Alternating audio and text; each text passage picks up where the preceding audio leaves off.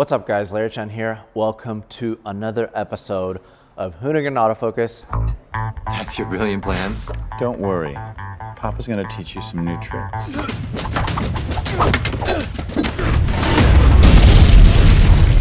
We got Daniel Wu here. What's up? What's up? We have your awesome Datsun 510 here. The Tanto, aptly named the Tanto. The name came from this line right here. I feel, you know the Tanto blade, the small knife, right? I look at the Z as like the katana of Datsuns, right? And then this is the Tanto. It's short, but equally as deadly, right? So, and the idea came from this line here. It really looks like the way the fold is on a Tanto knife. And it kind of seemed appropriate name for the car because it was like, this car was never meant to be a race car, but then, you know, Paul Newman, all those guys started racing them and they were a great race car. And so it was this unexpected, deadly little thing. So I was like, oh, a Tanto knife is exactly that. I love that. I love that there's a story behind it. But you're a big car guy. Can you walk us through some of the other projects that you have going on over here? So here's a 61 Lincoln Continental. I saw it at an auction at Monterey Car Week and I kind of fell in love with it. So I bought it. A little modification, air suspension, custom wheels. But other than that, it's all pretty much original. But it was on display at Pebble Beach on the golf course in the 90s. When Lincoln was the mark that year. So this has a bit of history. I can't believe this was an actual Bay Area car. Yeah, it's been in the Bay Area all this time. I have some articles about it. I have all this documentation that the previous owner sent me. It was great. Mostly you see them in black or white or some kind of like, you know, 60s color. This color is kind of rare, this black cherry. I love it. I like it. It's the land yacht. Mm-hmm. Yeah. It's the lounge on wheels. You can take my whole family and then we just cruise around. FJ40, 1965. It's quite an old one. I traded my Tesla for this. My Tesla, there's a big steep depreciation on Teslas. And I just happened to find a dealership that also had a vintage car dealership and they had this sitting in there. I was like, hey, will you give me that for the Tesla? And so we literally just exchanged pink slips. Talk about going backwards. Like you went from a super eco-friendly car to this basically the Toyota tractor over here. Right. That thing is so cool. I mean, it's in really good condition it's too. in good shape. It was restored probably like 15, 20 years ago and then sat in the dealership of a Toyota dealership for a long time. And then the other dealership that got it from acquired it from them. And then this is it was originally my dad's 1988 911 Carrera. He bought brand new as a retirement present to himself. I remember the night he came into my room and told me he was gonna buy a Porsche. And I was like, what? Because we never had that kind of money, but apparently he did. And so.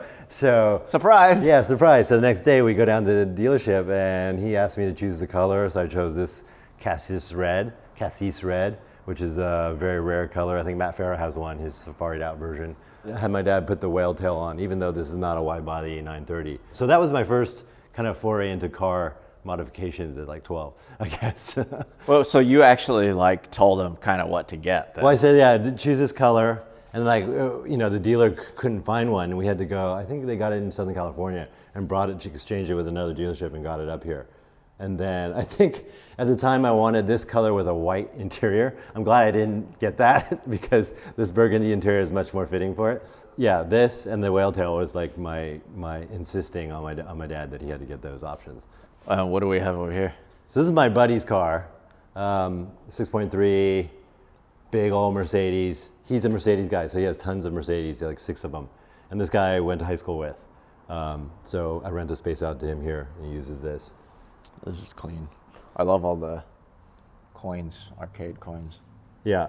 That's cool. So this is basically the German version of that Lincoln over there, right? Right.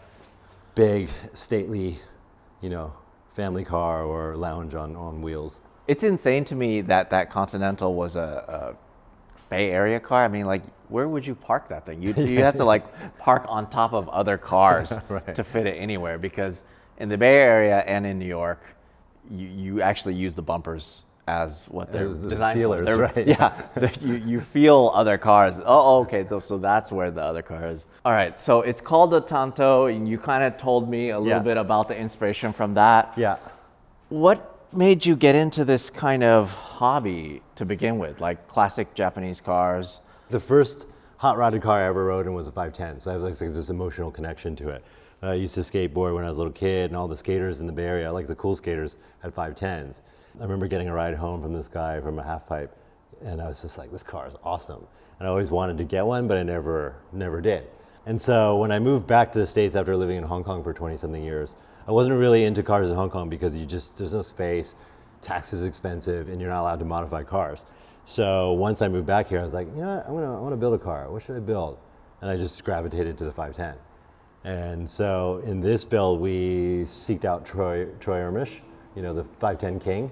I thought about the design, and I said, I really want to take this 510 and take it to a kind of another level, in a similar way that Singer does, but not with that much money. Make it super clean, and a car that I'm going to like 10 years from now or 15 years from now, I'm going to still like it because of all the design decisions on it. We try to make it really classy, but badass at the same time. So that's kind of the MO for this car. The color is a Porsche color, actually. So there's a lot of actually European elements into it. I was really a European car guy before, like into German cars. So I was like, okay, how can we make this car better? And so one of the things was the color. The interior there's actually Porsche replica seats from a 911 RSR. So it's the RSR style seat with the The houndstooth. Wow.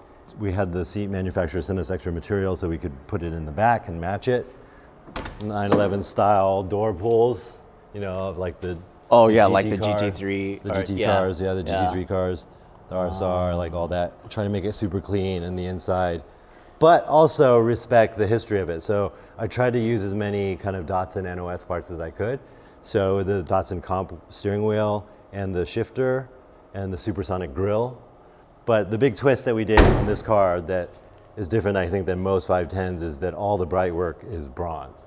And it's done in a powder-coated, brushed finish.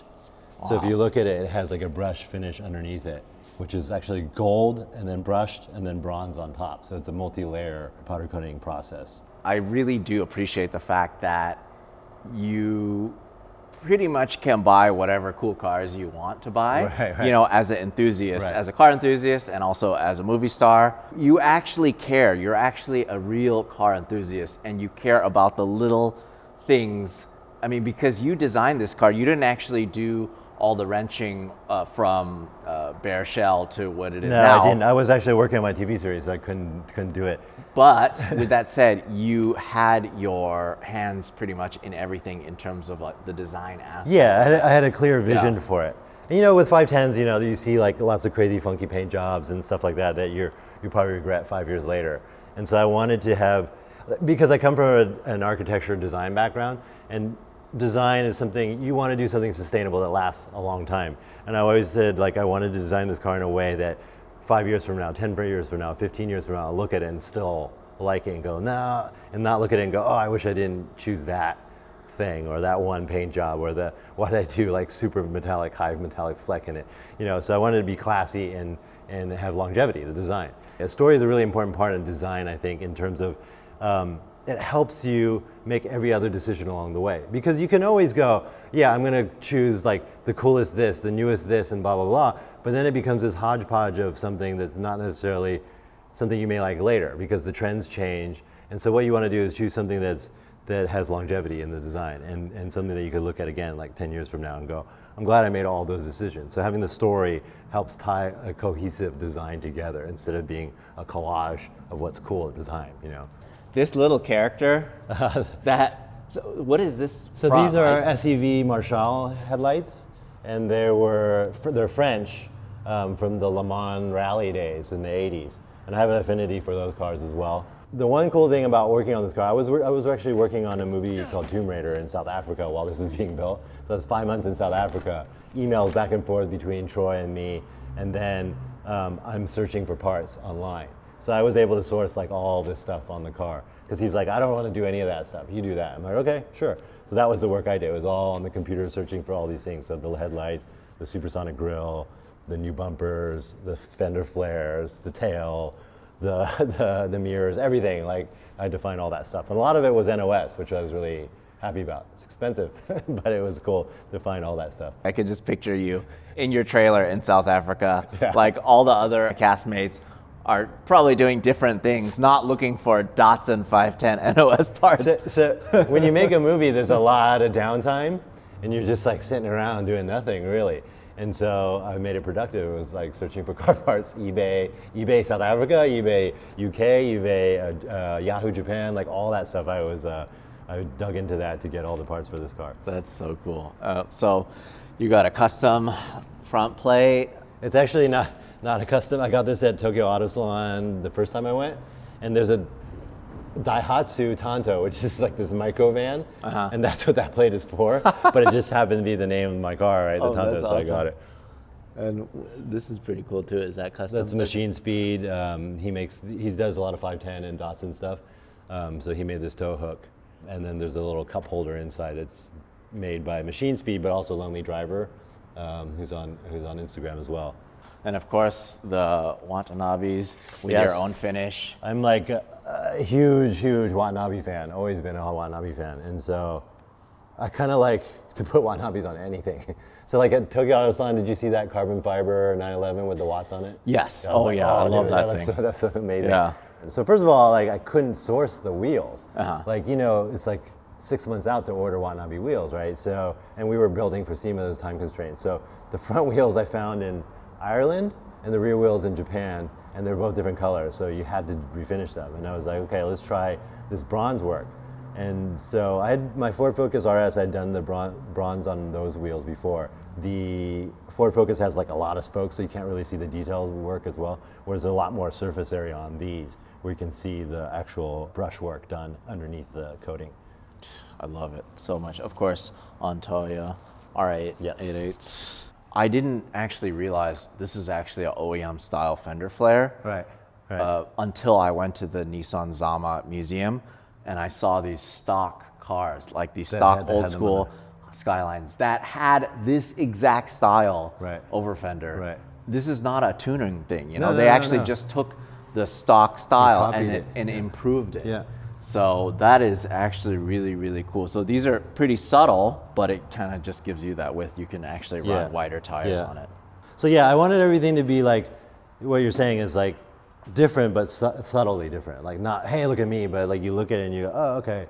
Oh, this is tail or this thing, and just slowly discover things instead of at one thing slam you in the face or slap you in the face. It's kind of like, that's kind of like my design style. Is like, the more you look at it, the more you discover what's been done to it or customized. I love the Porsche style. Dude, these seats are so comfortable because you know, like some of the high backs that come up this way and have the wing, it like crunches your shoulders in. So this gives you that space. And like these are the best seats I've ever sat in. And they're not adjustable or anything, but they're perfect. I love also the seatbelts. It's a very Porsche thing to have different color seatbelts. Yeah. So there's a lot of sort of Porsche aesthetic in this 510. Not to mention even the color is from the 991.1 GT3. They have a fashion gray.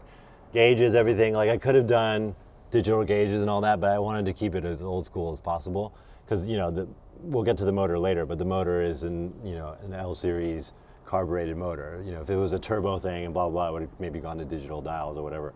But I wanted to keep the thing as analog as possible. The headliner, everything is just so finished and all new. Even the very subtle roll bar is really nice that it's body color matched. Yeah. And like you said before, with the material in the back, it kind of continues that theme. Yeah, it ties the whole theme in. of the houndstooth. Very, very cool. I love that. And this is all new old stock here? Yeah, this is the original dash that this car came with. Oh. So I was able to reuse the whole dash. So how was the condition of the original car? So a lot of people got pissed off at me because it was really clean, stock, orange runner, and a tiny bit of rust, and that was it. But I just didn't want to start with one that had been, modified a million times and have to reverse engineer the whole thing. So I just wanted to start with something clean and not have any scary rust issues to come up. So I haven't actually seen the engine bay before. The first time I saw this car was at JCCS when he actually showed this. Was that the first time you showed it at JCCS? After SEMA. Oh, yeah. after SEMA, Yeah. Okay. Oh, wow. So this is, So again, it's actually really subtle. Yeah, we That's- wanted to be super subtle and as clean as possible, and nothing like screaming out at you. We didn't want to have like titanium elements and all that kind of stuff. We just wanted it to look classy and classic, so that maybe that it was like restored or modified in period. that's kind of important to me, to have it respect the era that it came from, you know. So this is not the original L16 motor. I think it's a Rebello L20, I think, but it's bored out to 2.34 liters. And so they say it gets like 230 at the crank, but we dynoed it at Z-Car Garage and it was like 190, 195 at the wheels, which is pretty amazing for a 4-cylinder carbureted, you know, totally analog car, you know, completely. And just to get that much power out of it is amazing. And I love this, driving this car. It's one of my favorite, it's actually my favorite car to drive. The sounds is so visceral. Everything is mechanical, everything you feel, and then you can even hear the air going into the intakes and all that stuff. And it just gives me so much joy when I drive it. You just smile. So that means a lot, considering you have a 911 GT3 touring. Right. But you'd rather drive your Datsun. Yeah, for driving 510. around on the street every day, like definitely, like the GT3 is the best track weapon I can get. But for driving around the street or driving around the canyons around here, this is like the best car. And it's like really subtle and low key. Like not a lot of people really know what it is. I'm past that age where I want people to look at me when I'm driving down the road. So it's like I'll pull into some place and someone will come up and go, "Hey, that's a really clean 510." I'm good with that. Yeah. I don't need a crowd of Yeah, it'll 20 be people like me, like, oh my God, what's going on Yeah, here? but that's cool though, because then it attracts other like-minded people. Whereas like a Lambo kind of just attracts, you know, that kind of crowd of people, and it's like that's not the crowd of people I want to have a conversation with, you know. Yeah. But I'll definitely talk to anybody who wants to talk about this car, you know. It's a windshield wiper motor, right? Yeah. All of that is so clean. Everything redone, yeah. Even the hood yeah. or the hood prop. All the little fitments, everything. Everything was touched. Yeah. Just so this was taken down to Yeah, bare that's metal. about everything ripped down, rotisserie, seam welded, painted, and then all put back together and with brand new stuff. It is a brand new car, then, Yeah. essentially. Yeah. Yeah. Wow. Brand new 50-year-old car, pretty much. And is that the original plaque? Mm-hmm. Oh. So we got it off the original and then put it back That's so on. cool. Oh, the attention to detail. I just love it. Even like the oil cap. And it makes me happy to see that someone put this much time and effort and passion into the 510. And you know, you mentioned the Singer brand. I always like to say that. It's like, oh, this is the Singer of that. This is the Singer of that. You know, they've set that standard, and you definitely see a lot of those kind of elements in this, as those guys like to say, you know, it's like all this jewelry on the car. Mm-hmm. Like all of the little bits and pieces on this car, it is jewelry. It is so beautiful, and it's so clean, and it's so finished. It was a really fun project to work on. And I liked, you know, fussing over those little details, because that's what makes it. It's those little details that make everything, you know, like a lot of people forget that. Good design is always about the details, you know. We're gonna shoot your other car, but first, we gotta take a ride in this thing. Okay.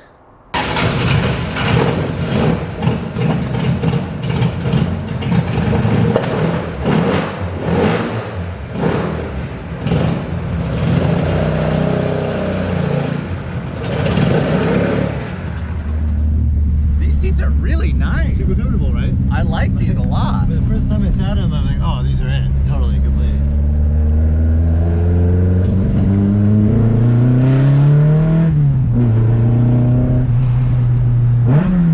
Wow.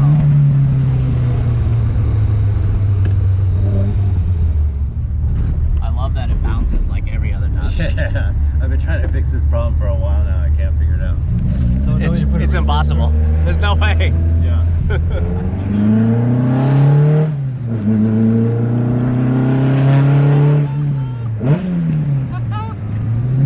Oh my god.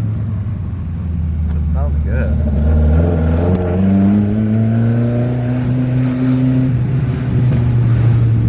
That's why I don't need a radio. I just Yeah. love this sound. It's so throaty.